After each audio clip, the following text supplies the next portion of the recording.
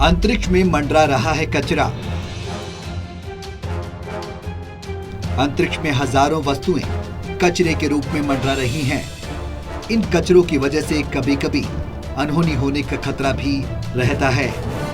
ऐसे में इन कचरों को हटाने के लिए दुनिया भर के वैज्ञानिक लगे हैं। अब भारतीय अनुसंधानकर्ता भी इस दिशा में अपना कदम बढ़ा चुके हैं।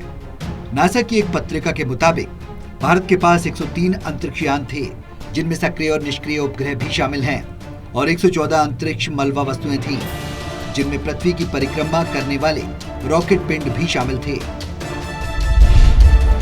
1978 में मिली थी अंतरिक्ष के कबाड़खाने में तब्दील होने की चेतावनी। ये बात 1978 की है। नासा के वैज्ञानिक डोनाल्ड केस्लर ने अंतरिक्ष के कबाड़खाने में तब्दील होने की चेतावनी दी। उनकी इस थ्योरी को केस्लर सिंड्रोम के नाम से जाना गया, जिसके मुताबिक पृथ्वी की कक्षा में मौजूद कचरा एक ऐसे बिंदु पर पहुंच जाएगा जहां ये और अधिक मात्रा में खगोलीय मलबा पैदा करेगा, जो सक्रिय सैटेलाइट, एस्ट्रोनॉट और मिशन प्लानर्स के लिए एक बड़ी मुसीबत बन सकता है। इंसान को अंतरिक्ष में पहला कदम रखे 50 साल से ज्यादा का समय हो गया है। अब वैज्ञानिकों की नजर मंगल जैसे ग्रह पर है, जो कभी एक सपना हुआ करता था। इस तरक्की ने केस्लर की थ्योरी को सच के बेहद करीब लाकर खड़ा कर दिया है। अंतरिक्ष की सफाई की जिम्मेदारी जलवायु परिवर्तन को कम करने की रणनीतियों के आधार पर निर्धारित की जा सकती है। पृथ्वी की परिक्रमा करने वाले उपग्रह मानवता को आवश्यक सेवाएं प्रदान करते हैं। वो हमें इंटरनेट के माध्यम से जोड़ते हैं। वो मानचित्रण और जीपीएस के साथ मदद करते हैं और अन्य चीजों के अलावा हमारी बदलती जलवायु की निगरानी करते हैं। लेकिन अंतरिक्ष कचरा उपग्रह के हमारे उपयोग के लिए खतरा है। निष्क्रिय उपग्रह या उनके बिखरे हिस्से एक श्रृंखलाबद्ध प्रक्रिया का कारण बन सकते हैं। अंतरिक्ष के कचरे को साफ करने की जिम्मेदारी एक पर्यावरणीय समस्या है, जो कुछ मायनों में जलवायु परिवर्तन के समान है। ये एक सामूहिक जिम्मेदारी है, और जिस तरह जलवायु परिवर्तन के प्रबंधन में उपग्रह द्वारा सहायता प्रदान की जाती है, उसी तरह उपग्रह मलबे के प्रबंधन में जलवायु परिवर्तन द्वारा सहायता की जा सकती है। जलवायु परिवर्तन की तरह ही अंतरिक्ष कबाड़ की समस्या से अंतर्राष्ट्रीय सहयोग से ही निपटा जा सकता है।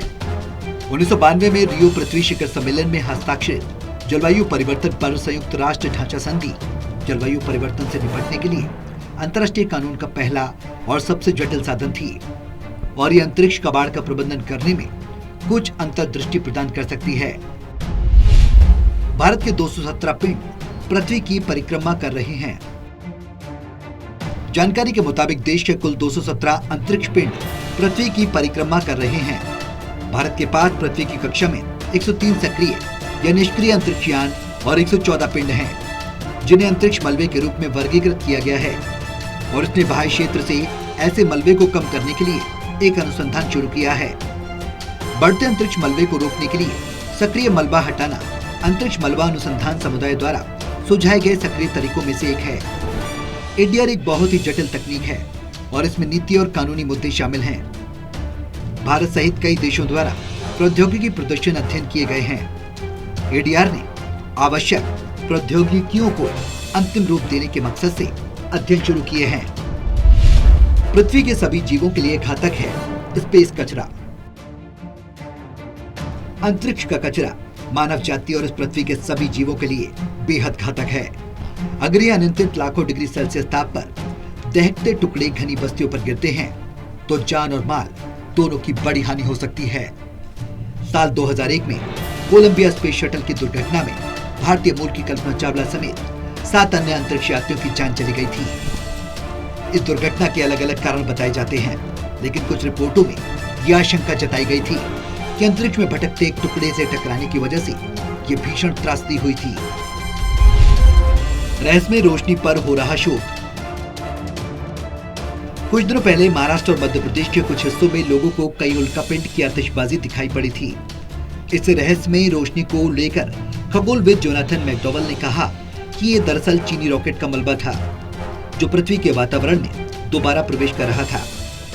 इसी तरह का मलबा बड़ी मात्रा में हमारी पृथ्वी की कक्षा में मौजूद है।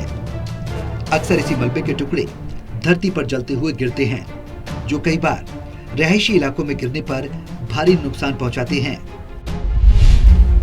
क्या होता है अंतरिक्ष का मलबा?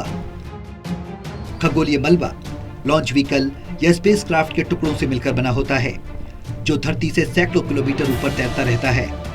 मलबे के विशालकाय टुकड़ों का स्पेस स्टेशन और सैटेलाइट से टकराने का खतरा हमेशा बना रहता है।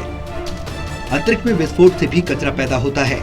यह अक्सर देशों द्वारा किए जाने वाले मिसाइल परीक्षण या अपनी ही सैटेलाइट को तबाह करने से भी मलबा बढ़ता है। रूस, चीन, अमेरिका और भारत अपनी सैटेलाइट को खत्म करने वाले देश हैं, जिनसे अंतरिक्ष में कचरा इकट्ठा होता है। हर सैटेलाइट एक दिन बन सकती है मलबा। ये मलबा इसलिए खतरनाक है क्योंकि ये 25,225 किलोमीटर प्रति घंटे की रफ्तार से पृथ्वी की निचली कक्षा में चक्कर लगा रहा है। यह रफ्तार किसी भी बड़े धमाके को अंजाम देने के लिए काफी है। एक्सपर्ट्स कहते हैं हर सैटेलाइट जो ऑर्बिट में प्रवेश करती है उसके खगोलीय मलबा बनने की संभावना होती है। एलन मस्क के स्टारलिंक जैसे प्रोजेक्ट अंतरिक्ष के मलबे को कई गुना बढ़ा सकते हैं।